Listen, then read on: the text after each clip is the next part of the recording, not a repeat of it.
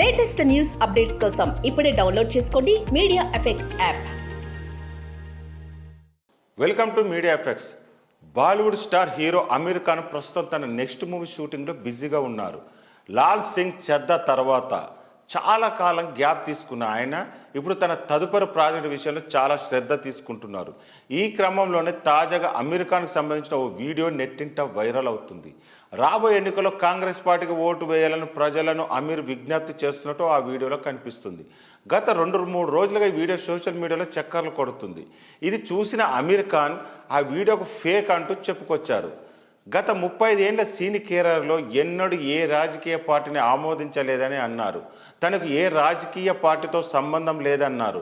ప్రస్తుతం తను రాజకీయ పార్టీకి మద్దతిస్తున్న వీడియో వైరల్ అవుతుంది. ఇది పూర్తిగా ఫేక్ వీడియో అని అన్నారు. దీనిపై ముంబై సైబర్ క్రైమ్ పోలీసులు ఆశ్రయించి ఎఫ్ఐఆర్ దాఖలు చేసినట్టు తెలిపారు.